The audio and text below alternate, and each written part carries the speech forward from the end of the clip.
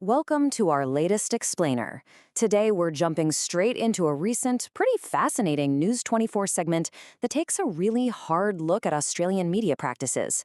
We'll be following media watchdog Jared Henderson as he absolutely dissects the concepts of neutrality, balance, and scrutiny in our daily news cycle. Let's get into it. Here is what we're covering today. We've got four main themes to hit: neutrality, balance, scrutiny, and finally, accountability. So kicking things off with part one, neutrality, and specifically the boycott debates. You might have heard recently that One Nation leader Pauline Hanson actually banned certain journalists from her press conferences. Well, in response to that, Monica Attard, a former ABC Media Watch presenter, floated the idea that journalists should just band together and completely boycott Hanson. Attard framed this as a way to, quote, strike a blow for democracy, suggesting that isolating Hanson entirely is really the only way to ensure proper scrutiny heading into the upcoming elections. But on the flip side of that, media watchdog Jared Henderson offers a pretty stark counterargument.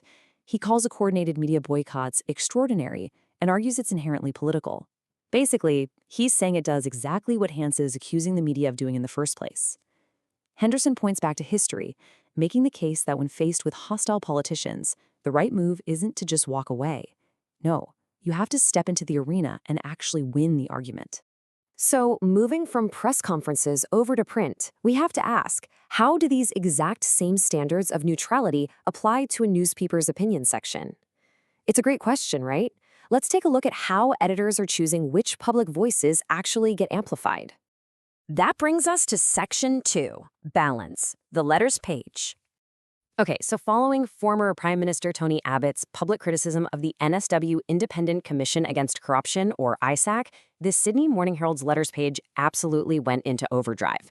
But Henderson points out a super crucial detail here. Exactly 7 out of the 7 letters published by the Herald criticized Abbott. 7 for 7. For a publication that really prides itself on diversity of thought, commentators are arguing that choosing to print a 100% one-sided response completely fails the basic test of editorial balance.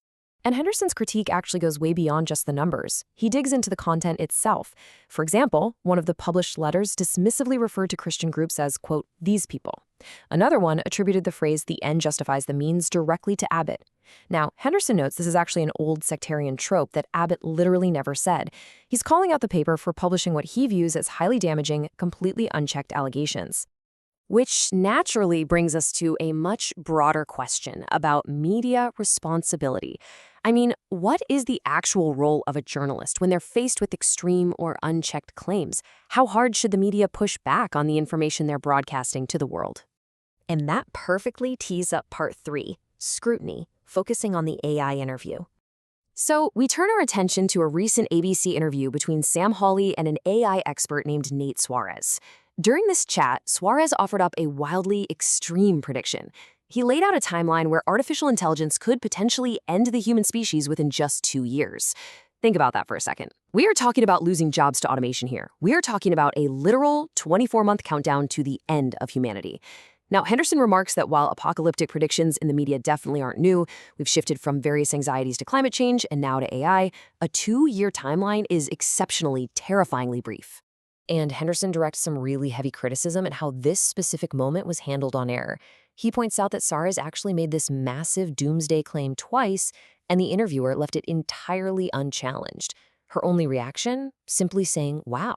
To the News 24 commentators, this represents a massive failure of basic journalistic scrutiny. Their argument is pretty straightforward. When an expert predicts the literal end of the world in 2 years, a journalist needs to vigorously interrogate that data, not just say, wow, and move on.